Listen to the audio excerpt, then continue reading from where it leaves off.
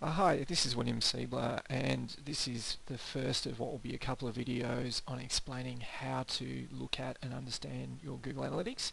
I'm not going to go into great technical detail. I'm going to give you the simple approach to look at the data that matters, and will give you some insights into your business. So what I've got here is one of my accounts. I actually had trouble finding an account that I could share in the video, but this is a website I built for the US market that I don't do a lot with, but it'll give us enough data to illustrate what we can get from analytics.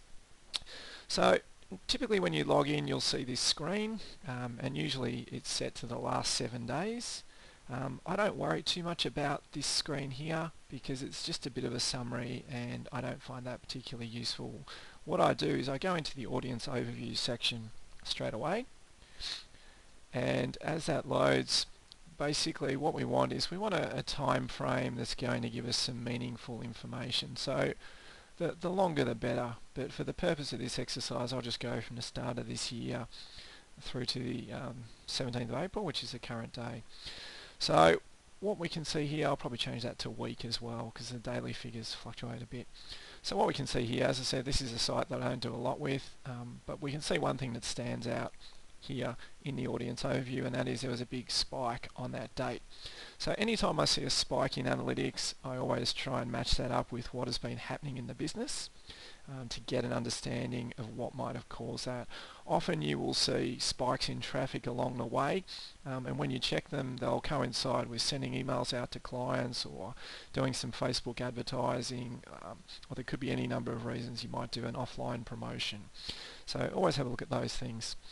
The key metrics that we're interested in with the website are basically the number of users, the pages that they're looking at in a session.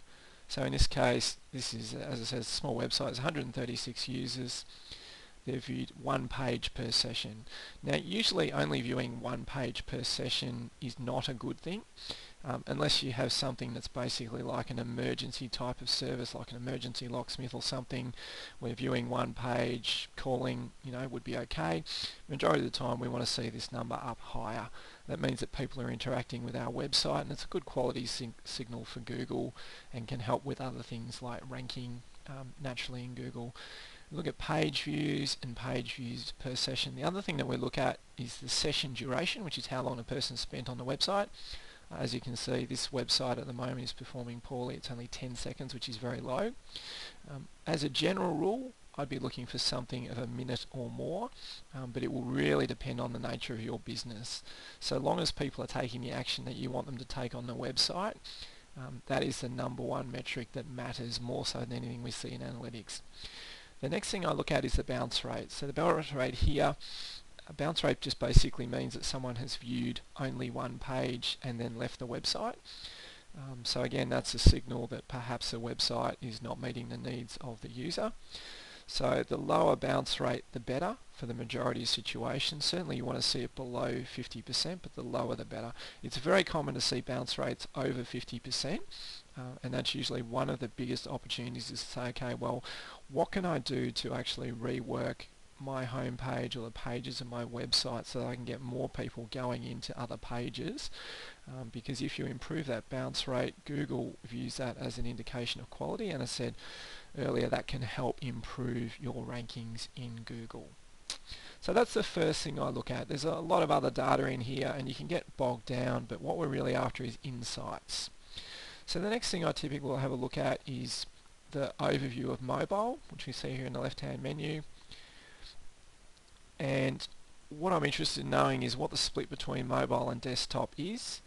And also you can see in this case, this site 97% desktop. That's pretty unusual these days. Mobile is often at least half and can be much higher. What you will see though is you'll always see a difference in the bounce rate between desktop and mobile. Typically desktop bounce rate is lower, mobile bounce rate is higher. So we want to have a look at those things, and also the duration of a session across different across different devices. So we need to make sure that our website is effective across different devices.